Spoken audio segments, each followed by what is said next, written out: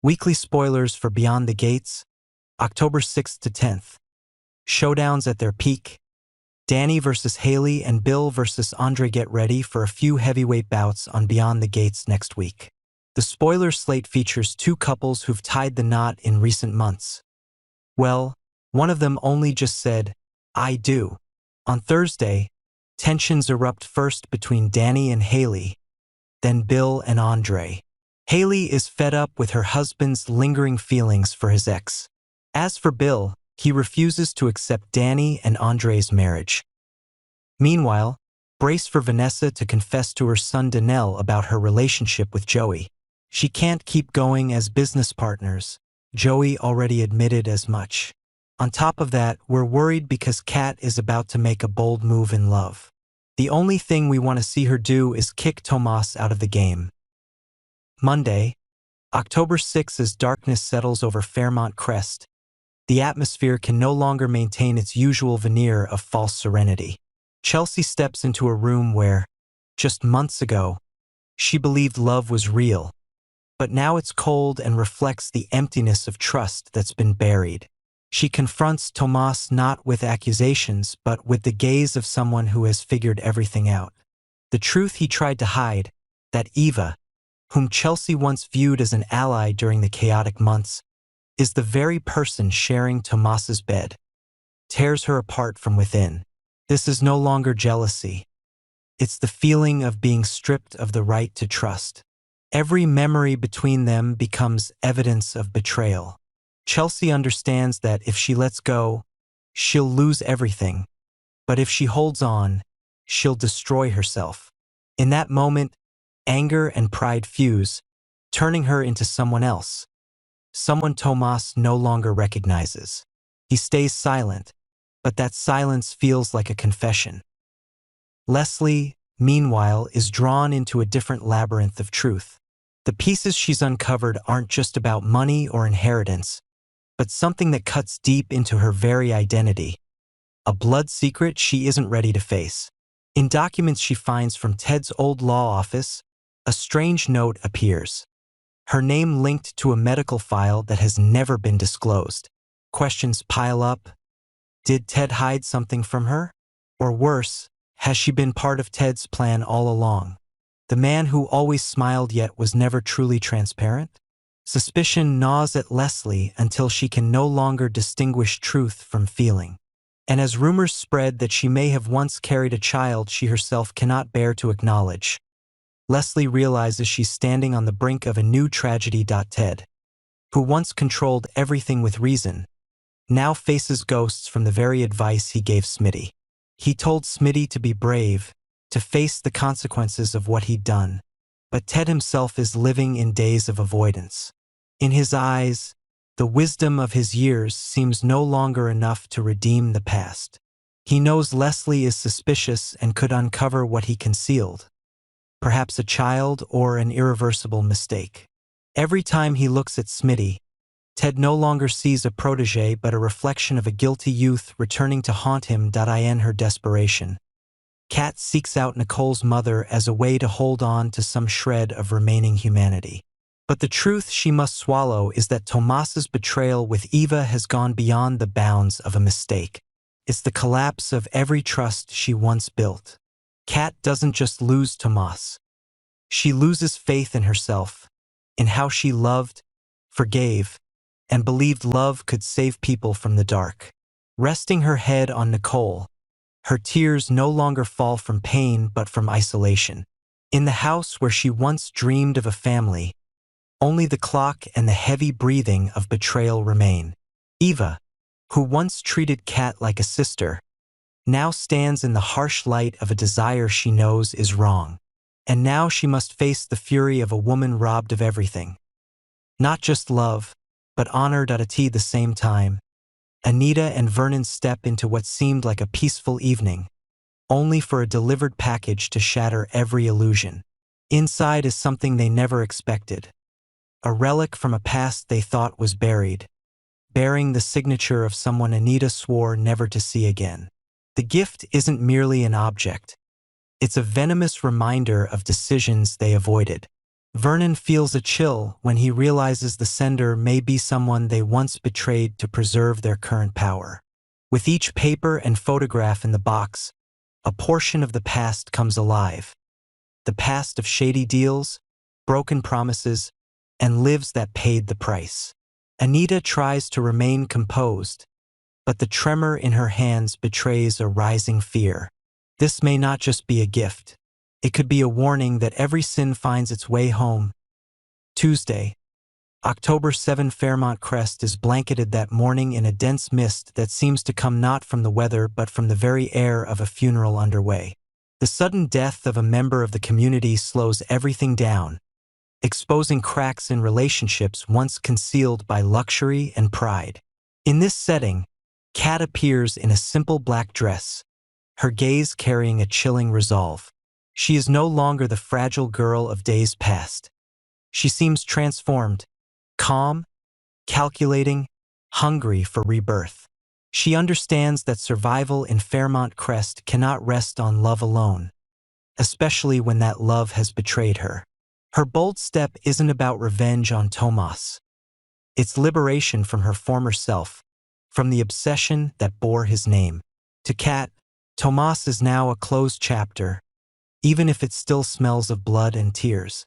But when she sees Carlton, the man who once made her wary, step through Nicole's door the previous night, she realizes no one in Fairmont Crest is truly clean. Joey, meanwhile, wrestles with his own reality. After blow, he begins to wonder whether his life is real or just a sequence of bad choices disguised by glamour. He tries to change everything, to wrest control back with bold decisions. But the harder he tries, the deeper he gets lost in a maze of emotion and power. Joey's change doesn't come from enlightenment but from fear of losing it all. He wants to restore his image, repair what's broken, yet every step drags him further into the undertow of his past. And when Donnell arrives with devastating questions about the father Joey kept hidden, the walls begin to crack. Joey realizes he's paying not only for his own actions but also for the sins of a previous generation. After the scandal with Tomas, Eva becomes the center of judgment. She receives false counsel and whispered concern that only pushes her deeper into the abyss. The one person who seems sincere is Leslie, but Leslie's kindness doesn't come from empathy. It stems from a strange desire to shape Eva into another version of herself. Leslie sees in Eva a woman once wounded, once defiant, then fallen. She wants Eva to walk the same road so she won't feel alone in her guilt. Eva shudders at the realization but cannot escape. Leslie persuades with fear, and in Fairmont Crest, fear spreads faster than anything. Carlton, a man who likes to stand amid everything without getting stained, finds himself at the center of unwanted attention. Whispers about his relationship with Nicole spread like wildfire. Nicole, who tried to keep herself within bounds, is now swept along by her mother's advice. Love, live, feel yourself again. But Anita doesn't realize that while she wants her daughter's happiness, Carlton is using the relationship to serve his own ends. Their kiss in the living room isn't merely a moment of passion. It's the start of a new storm. Nicole seems to be reclaiming control of her life, but in truth she's stepping into a game whose rules she doesn't understand. With a half smile, Carlton knows that if he's patient, everything will collapse on his timetable. Wednesday, October 8th. Episode Wednesday arrives under a gloomy pall, as if all of Fairmont Crest is holding its breath for the inevitable. Early autumn winds slip through the elegant iron fences, carrying the chill of truths about to surface. In a mansion where the lights never go out, Vanessa sits still in a room strewn with open files, her eyes dull from exhaustion and shock. Since reading the final lines in the dossier Doug once kept, she feels as though her heart is being squeezed. Everything she believed, love, family, loyalty, was just a thin coat of paint over dirty dealings. The buried secrets are no longer the past. They've seeped into her blood, making every breath heavier. Her friends, who once considered Vanessa's strength unbreakable, can only watch in worry. They see something eroding her from within. Not just pain, but a psychic toxin pushing her mind toward the brink. Marcel, the man who once anchored the family, stands at a crossroads of deceit and punishment. He knows Vanessa has read what she shouldn't have and is edging too close to a truth many tried to bury for years. Late in the day, he enters the conference room where no one dares sit too close and speaks in a terrifying calm. Marcel's warning isn't a threat. It's a declaration of a new order being set. He says those who keep digging into the past will only bury themselves in it. For Marcel, power demands sacrifice, and he's sacrificed too much to let others smash everything now. Yet in his eyes, pride mingles with panic. He senses the balance shifting. Vanessa, physically weakened, now holds what he cannot control. The final sliver of faith among those who want the truth revealed. Martin sits alone in the old office, papers strewn across his desk. Gaunt and hollow-eyed from sleepless nights, he once thought staying quiet would let time smother everything. But with the edifice crumbling, he feels himself sinking into a lightless pit. He knows Marcel is preparing a ruthless move, and Smitty, the one companion still at his side, has begun to doubt everything. Between them, there's no trust left, only mutual fear. Every time Martin looks at Smitty, he sees caution in his eyes, as if betrayal could come at any moment. Though loyal, Smitty is tormented by guilt. He has heard about Vanessa's collapse, the rumors that she was poisoned, and he can't stop himself from suspecting Marcel. In Smitty's mind, Marcel is like an old but deadly serpent, coiled in the dark, waiting to strike. But what frightens him even more is Martin, drifting, obsessed with doing the right thing. In Fairmont Crest, doing the right thing is suicide. As the sun drops behind the trees, the silence grows suffocating. Marcel summons Martin, not to warn him but to measure his loyalty. A hand on his shoulder, a gaze that seems to pierce his soul. Some things must be buried to preserve stability, Marcel reminds him. Fairmont Crest exists thanks to those who keep quiet. Martin nods, but inside him rages a battle between morality and survival. He wants to believe he's still a good man, yet every decision makes him more like Marcel at the same time. Vanessa sits before a mirror, her pale face reflecting a soul in fracture. She recalls Marcel's looks, Martin's half-truths, every handshake that felt like a sentence. She knows time is running out. Her dizziness stems not only from fear but from something else. Something she feels is steadily destroying her. On the table lies an unsent letter listing names she believes tied to Doug. She intends to give it to Smitty, the only one she trusts to have a shard of conscience left. That night Smitty gets a brief call, a faint voice before the line dies. He races through the rain, but when he arrives, Vanessa's room is empty. On the table remain only a wedding ring and a half-torn file. He calls Martin, but all he hears is static. Somewhere in Fairmont Crest, Marcel looks out a window, his face in shadow, a faint smile suggesting everything is going exactly to plan. Thursday, October 9. A leaden sky hangs over Fairmont Crest on Thursday morning. The inner storm's fiercer than the clouds above.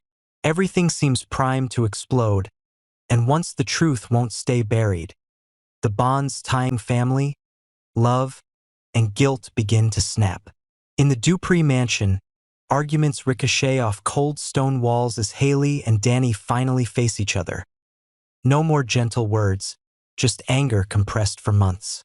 Haley, long living in her sister's shadow, has endured too many slights, treated like an outsider in her own family. Danny, convinced she's always right, fails to see how even her protective acts have suffocated Haley. Their fury isn't simple rivalry. It's the harvest of years of misdirected love. One longs to be recognized, the other to be understood, and both have failed. Danny stands in a room where light knifes through the curtains, illuminating a face set with resolve. She believes Haley is losing control, letting emotion eclipse reason. But deep down, Danny knows Haley's rage isn't only about the present.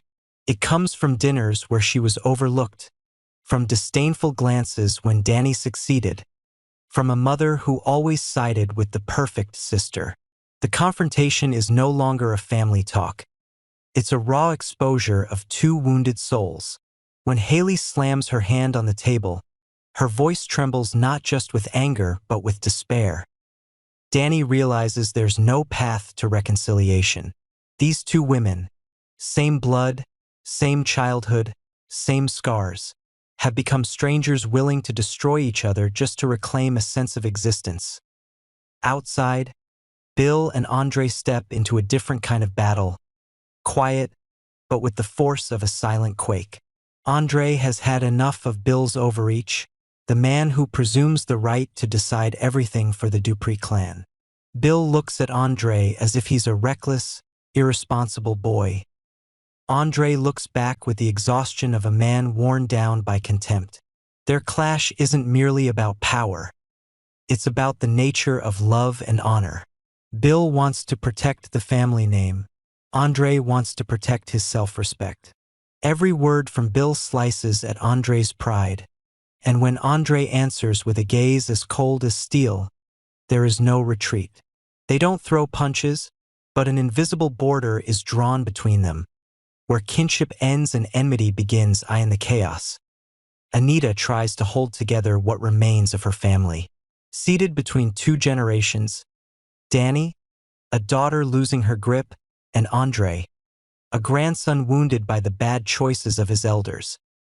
Anita understands that if she stays silent, everything will crumble. She neither scolds nor excuses. She speaks of living, that sometimes people must hurt so badly they can't breathe to know they can still feel, must lose everything to learn what it means to keep something. But seeing Danny's cold eyes and Andre's unease, Anita knows words can no longer save anyone. Her children were raised in storms. Now they don't need lessons in survival. They're only seeking victory, even if it means wrecking themselves. Friday, October 10. A heavy mood settles as if Fairmont Crest is draped in a thin smoke of guilt and desire. Weak sunlight slips through iron fences onto empty streets where everyone seems to be fleeing themselves. After a week of tempests, one might expect calm, but the inner flames still smolder, waiting to roar back to life. Danny is the first to feel the heat, not from anger, but from an emotion she refuses to name. In a quiet room, Danny sits across from Pamela, the one woman seasoned enough to see the unsaid. When Danny recounts her moment with Bill, her voice is low, trembling, threaded with shame and thrill. It wasn't just a mistake. It was weakness wrapped in passion. A moment when her heart betrayed her mind. She thought she was strong enough to control everything: work, feelings, honor. But Bill shattered that shell with a single look. His touch wasn't merely physical. It unearthed a long-buried need, to be wanted, to be seen as a woman, not just a duty-bound Dupree. Now, confessing to Pamela, Danny is afraid. In this world, women aren't allowed to falter, especially not with the man who once hurt them. Pamela says nothing, only lays a hand on Danny's shoulder, and that silence makes Danny feel more exposed than ever.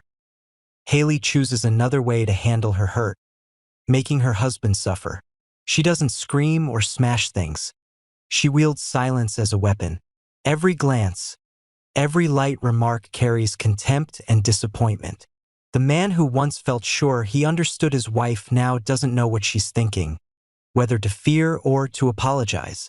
Haley has become what she swore she'd never be: cold, calculating, hungry for payback. She realizes love can't save anything now. It's a weapon, and she's ready to use it. In her, pain has turned into power, and that power revives her, even if only in the bitter intoxication of revenge. In a desperate bid to steady herself, Eva turns to Mona and January. They're not just friends. They're women who know what it's like to be devoured by Fairmont Crest. Eva arrives with eyes swollen from sleeplessness, saying nothing at first, but Mona understands. Here, confessions don't need words. You can see who's breaking. Eva begs for help, not for absolution but for survival. She needs Mona and Jan to clean up the fallout, to help clear her name before everything is exposed.